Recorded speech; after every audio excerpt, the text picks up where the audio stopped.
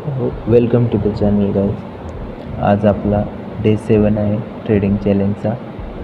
आणि आपण मागच्या वेळेस इथेरियममध्ये एक ट्रेड घेतला होता आणि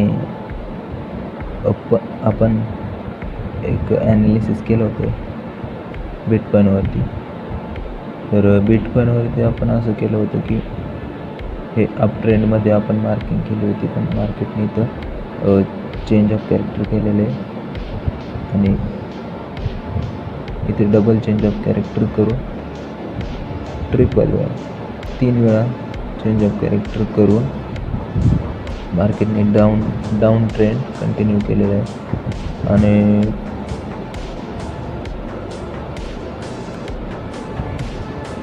डाऊन ट्रेंड कंटिन्यू करत असताना मार्केटने इथं जो पेंडिंग ऑर्डर ब्लॉक आणि फेअर व्हॅल्यू होता तो घेतला आणि इथून मार्केट खाली पडायला लागलं.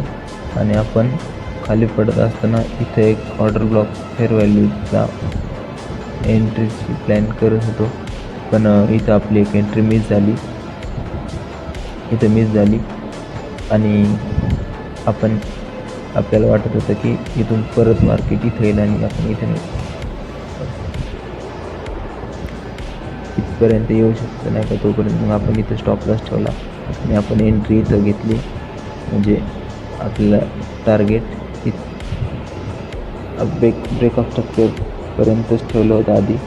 त्याच्यानंतर आपण एक्सटेंड करून इथपर्यंत टार्गेट घेतलेलं आहे आणि आपला TP 2.5 हिट झालेला आहे. त्याच्यानंतर पुढं मार्किंग केलं तर इथे ब्रेक ऑफ स्ट्रक्चर झाला. इथं ब्रेक ऑफ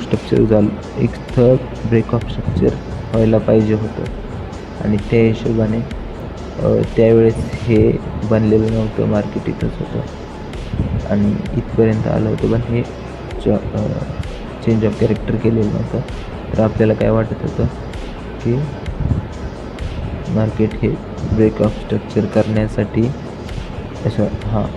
इथं ब्रेक ऑफ स्ट्रक्चर करण्यासाठी इथला जो पेंडिंग POI आहे तो POIला टॅप करून इथं टॅप पण केलं होतं, पण आपण परत एक कन्फर्मेशन घेत होतो आणि आपल्याला इथून एंट्री घेऊन इथपर्यंत आणि किंवा याच्या पण खाली आपल्याला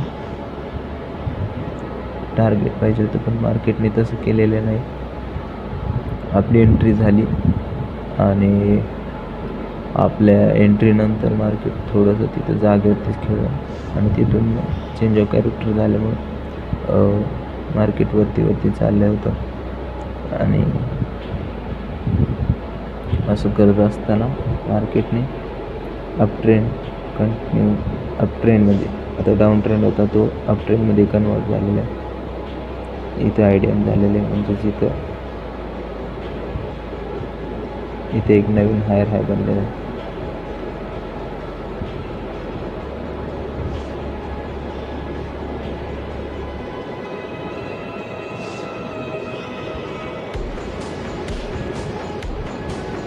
हायर हाय नवीन बनला आहे आणि आता पण इथे मार्किंग करतोय की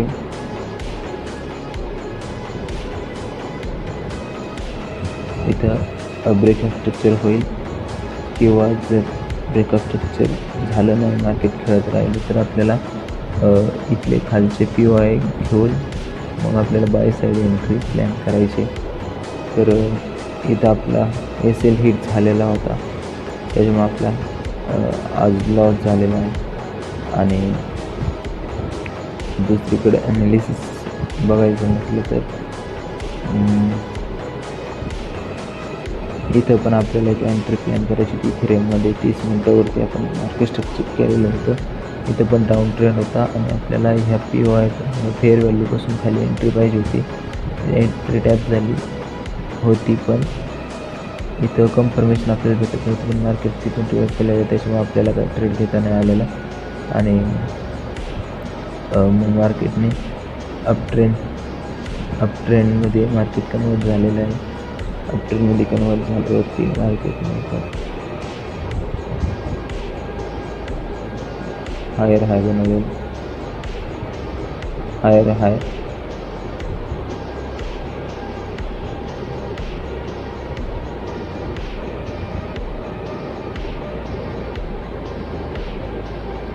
इथे ब्रेकअप स्ट्रक्चर,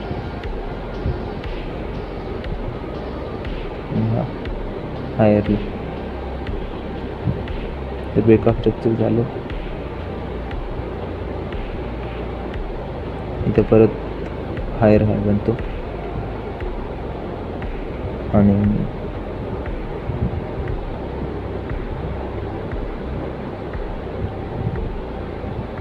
आता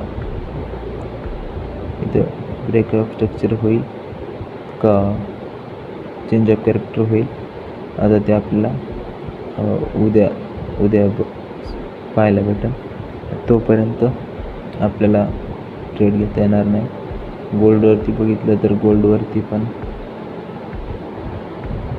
डाऊन ट्रेंड चालू आहे आणि आता आपण उद्या याच्यावरती ट्रेड करण्याचा प्रयत्न करू. याला स्ट्रक्चर वगैरे मॅपिंग वगैरे करून उद्या एक ट्रेड प्लॅन करू. आणि आजचा हा सातवा दिवस होता.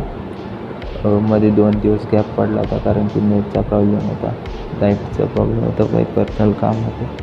तर त्याच्यामुळं आज 2 दिवसांनी व्हिडिओ करते आणि डिसिप्लिन राहण्याचा प्रयत्न करतो. पण काही कामं होतं की त्याच्यामध्ये होत नाही, पण तरी पण इथून पुढे मी पूर्ण डिसिप्लिनमध्ये राहायचा प्रयत्न करेन.